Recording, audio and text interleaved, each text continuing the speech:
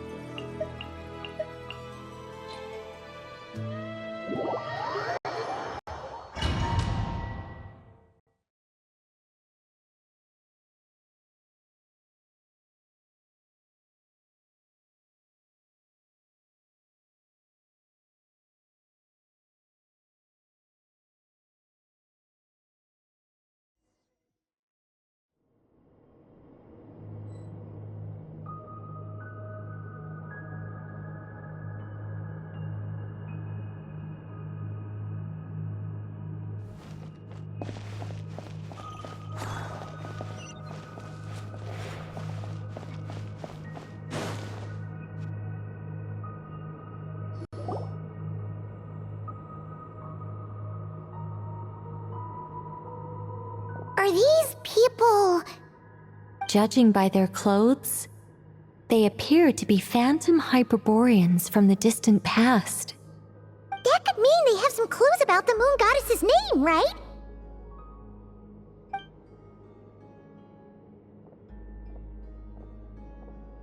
Hey there! Could you tell us what the moon goddess's name is?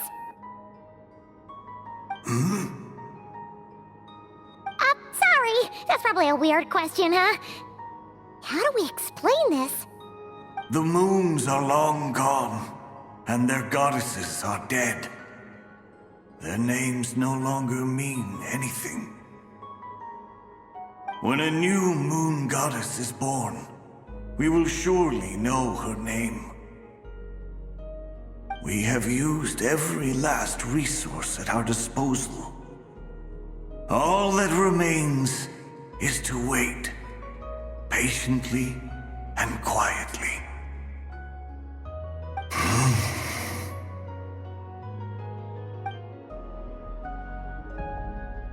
Were the people of the past all this devout? It looks like this phantom doesn't intend to converse with us any further. Surely the new moon goddess he speaks of must be Columbina.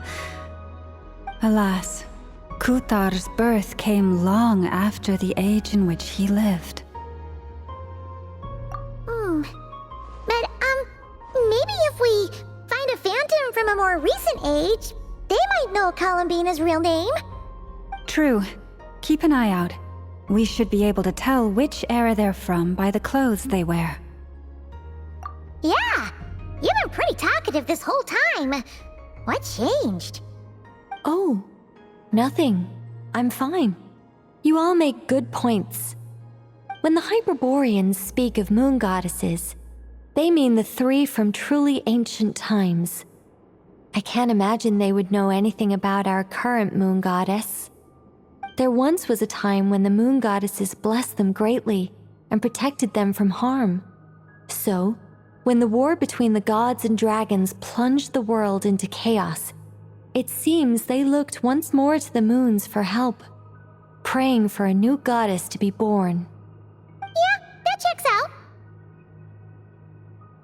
Let's continue on. Who knows what else we may discover?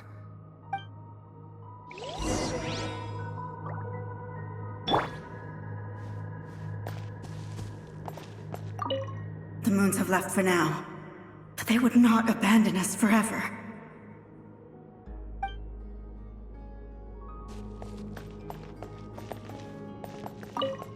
When the moons rise again, we shall receive their protection once more.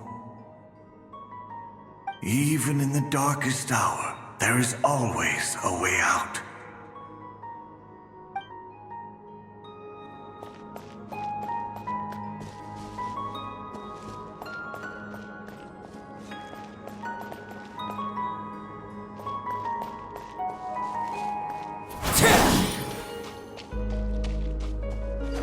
There's a door blocking this path! Not a problem. Try this.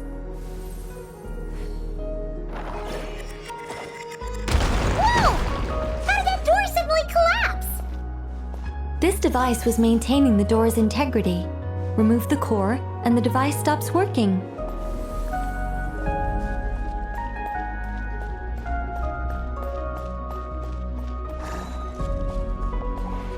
Is this our destination? Impressive. More precisely, this is a device that will help us reach our destination. Let's go. We still have a long distance to cover.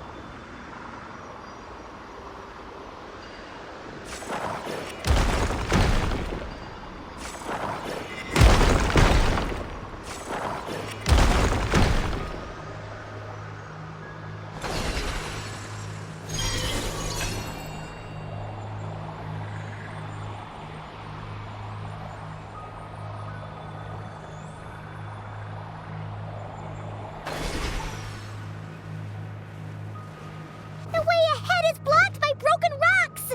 Oh! Let's try that device again. Remember the door from earlier?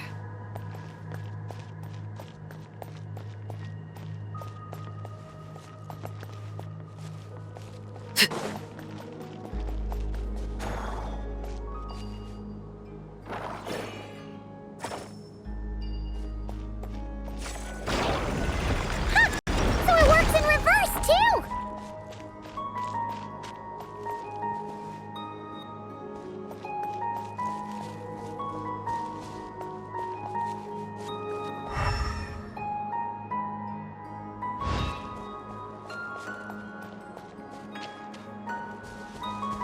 The humans we see are all phantoms, but the monsters are real.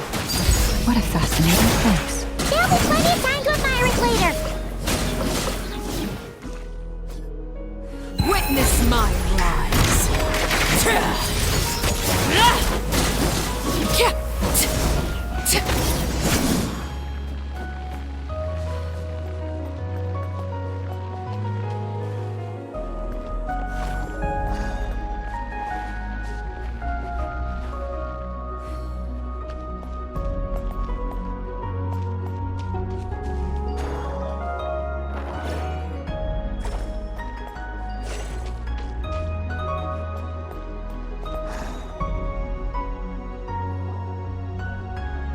Ooh, there's a whole bunch of artwork in here. Seems pretty old. Nicole, this is probably your area of expertise. What do all these paintings mean? Let me see. To understand these murals requires some knowledge of the history surrounding the War of Funerary Flame. I shared a little of this with Lauma before. Yes, I think I follow. The dispute between the Moon Sisters, the transformation by Nibelung.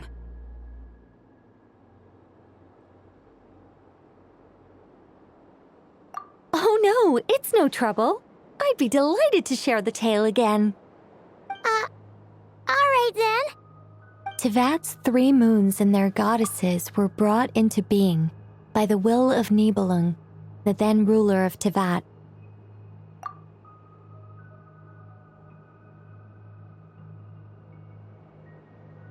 But when the heavenly principles came, they changed the world completely, down to its very foundations. The moon goddesses were nowhere near strong enough to challenge this entity. But the heavenly principles did not view them as heretical entities that had to be removed. Essentially, the 3 moons existed to keep this planet alive and operational, which did not directly conflict with the heavenly principles' aims. Nevertheless, the inherent precariousness of this arrangement would soon be revealed. Nibelung returned.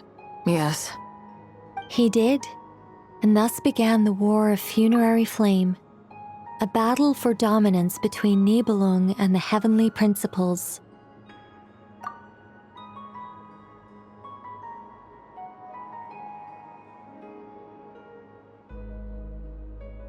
Discord would soon emerge between the three Moon Sisters. One would voice the opinion that they should follow Nibelung, for it was he who first hung the moons in the sky. Another would argue that taking sides in the conflict would only bring the world closer to ruin. There was no telling where it would lead, especially since their creator had returned, bearing the perilous power of the abyss. Nibelung would eventually discover their disloyalty. He had all three imprisoned before transforming the moons into weapons with which to fight against the Heavenly Principles. What? Weapons? Yes, the very moons that had once defended the planet became instruments of death and destruction, striking terror into the hearts of all living things. And although the Heavenly Principles and the three Moon Sisters had once been at peace, it now seemed that the moons posed an unacceptable threat to Teyvat. It is possible that the Heavenly Principles did not know of the goddess's imprisonment. If so, the weaponization of the moons would surely have been viewed as an intentional breach of the peace agreement. Regardless of who knew what, when, the Heavenly Principles shattered two moons and flung the other beyond the skies.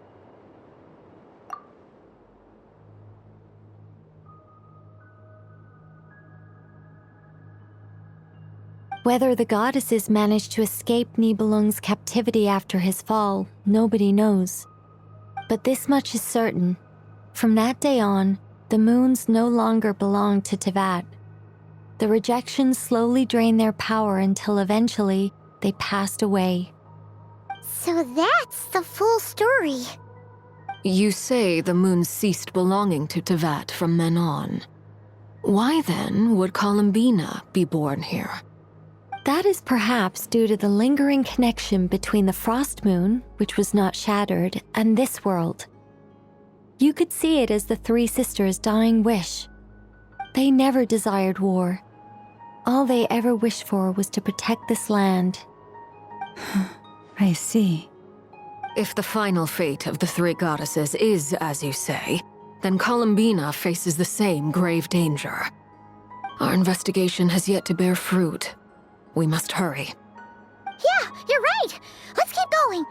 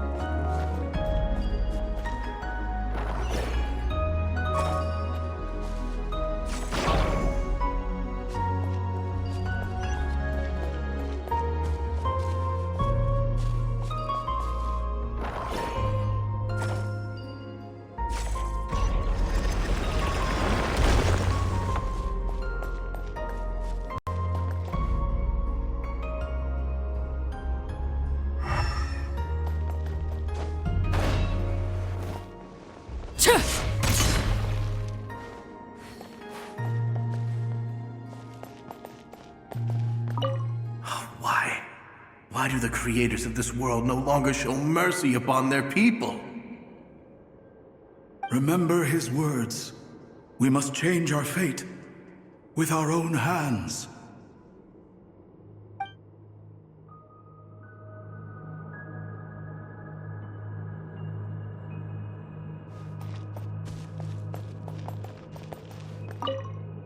Should we trust him to keep his promise? We have to. There's nothing else we can do. Wait, that's odd. Who is he? Is something wrong? No, not really. It's just that over 30 possibilities emerged in my head, so I can't be sure who he is. It's been too long. My memory isn't as sharp as it once was. Okay. 30. Wow. Impressive.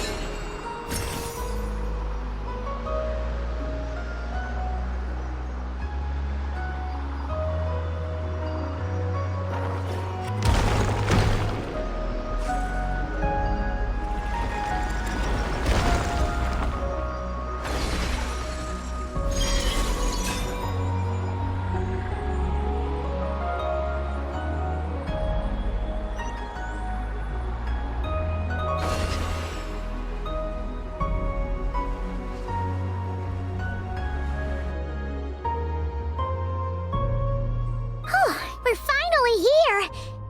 Guessing we'll need to activate this thing? Indeed. I was a little worried about that at first, but as we got closer, I sensed that the Kuvaki within it flows unimpeded. It should be functioning normally.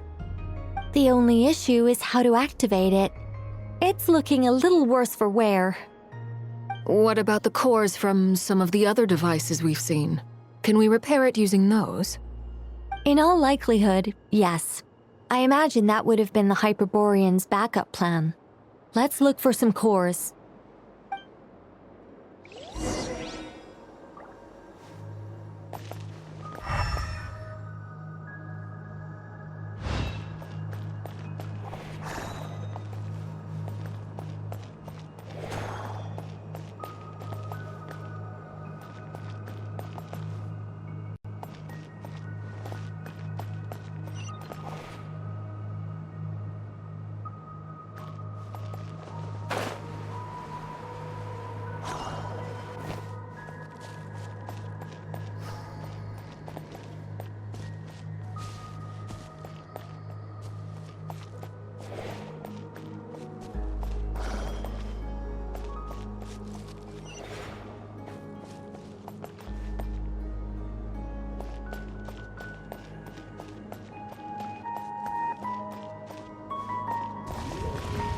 Laid bare!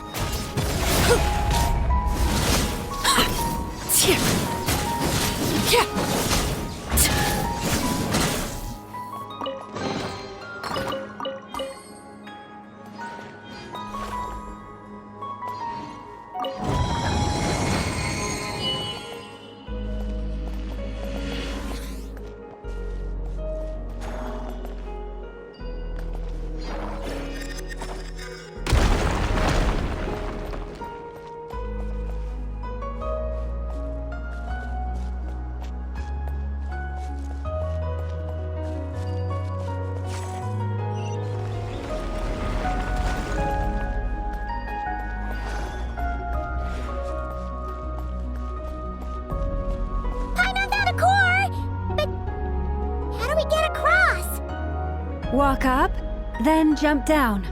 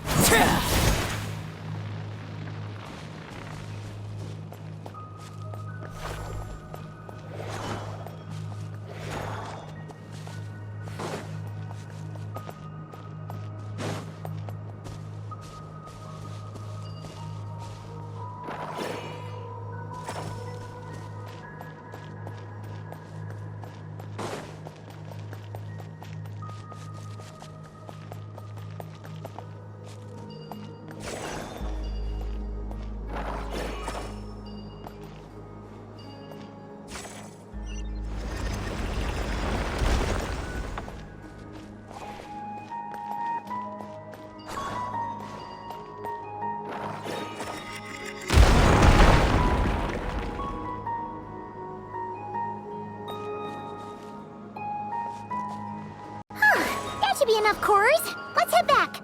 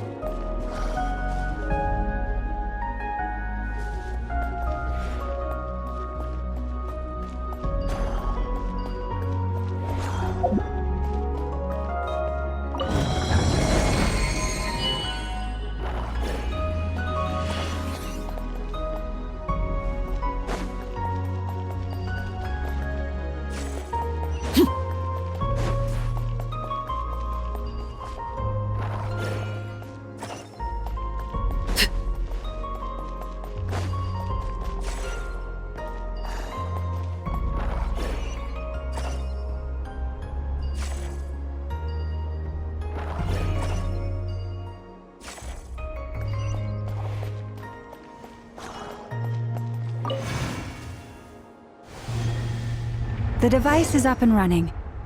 It's hard to believe that the ancients were capable of constructing such things. Paimon sees our destination! It's right up ahead! Yes, let's go.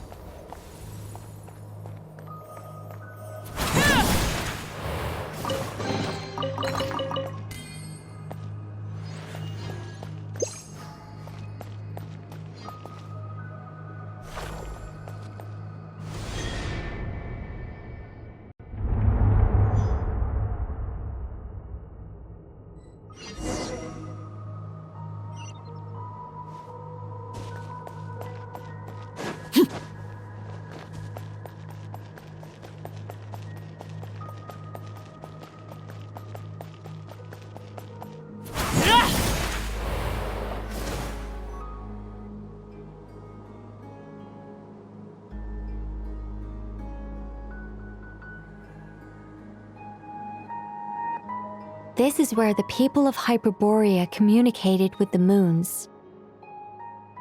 We need only place the moon marrow upon this platform on Moon Prayer Night, and we shall be able to open a portal to the moon and send our moon goddess back home. The assumption being, of course, that we can find her first. That's right. You want to know if it's safe there, don't you? And yet, she has no choice but to return. You know this. Oh, that's not the only issue here. This is the end of the line, right? We've explored everything we can. And despite looking at historical artwork and talking to people from Hyperborean times, we're still no closer to learning Columbina's name. If it's not too much trouble, could you tell me exactly what Alice said to you about finding her name? Oh, sure. What she said was... Then your first job is to find it. As a moon goddess, I'm sure she must have a name she identifies with. Neither Columbina nor Kutar is her true name, and she's never really accepted either of them. Is it not also possible that she has never had a true name? Not at any point in history?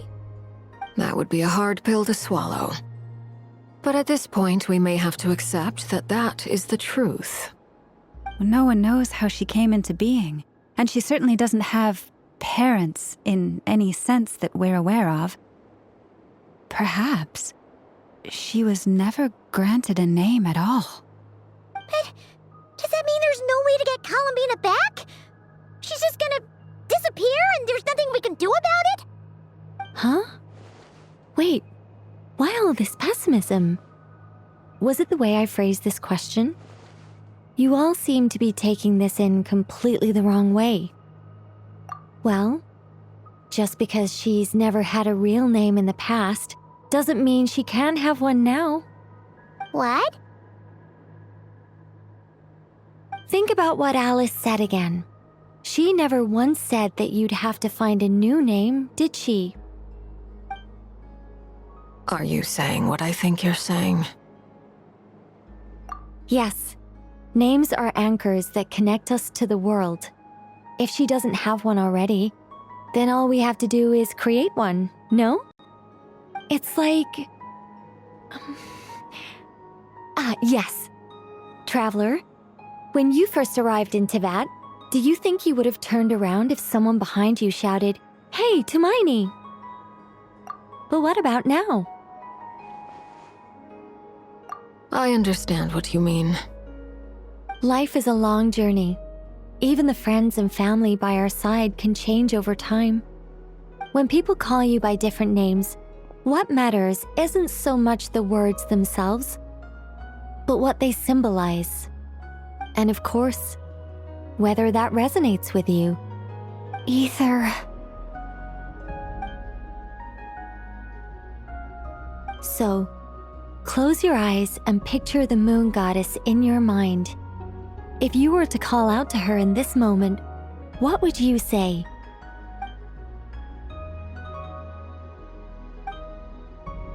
Columbina. Columbina. Paimon would call her Columbina too. She has long forsaken everything that Kutar represents. I think from now on I should call her Columbina too. Well, it sounds to me like you found your answer. Are you sure? Is it really that simple? We haven't found her this whole time, and not for lack of trying. For a journey like this, the process is every bit as important as the outcome. Had you not searched far and wide, rejecting every other answer you were offered? How could you have come to an answer you felt was finally correct? Oh, it all makes sense now. This has Alice's fingerprints all over it. Are you suggesting that Mage knew from the start that Columbina never had a real name to begin with? I can't say for sure. But I can definitely imagine her chuckling in satisfaction somewhere right now, saying, "Ah, what fun." Llama! Your antlers! You should hurry. The festive moon has begun to rise.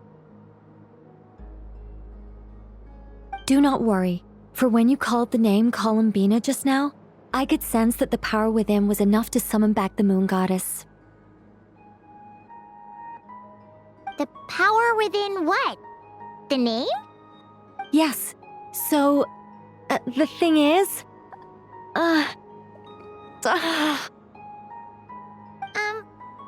What's wrong now? This is so annoying.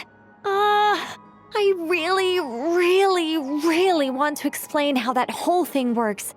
Starting from the founding principles of Teyvat and... Oh, I could talk about this for hours. But... Deep breaths, Nicole. Deep breaths. You're an angel. A sober, sensible, solemn angel who has her priorities straight. Okay then. Sorry for asking. Clearly a bad call on Paimon's part. Anyway, you all need to hurry. Last thing, remember how it felt when you called out that name. Then it is agreed. By the name Columbina, we shall find her. Then we'll throw her the best Moon Prayer Night party ever! And at last, we will send her home.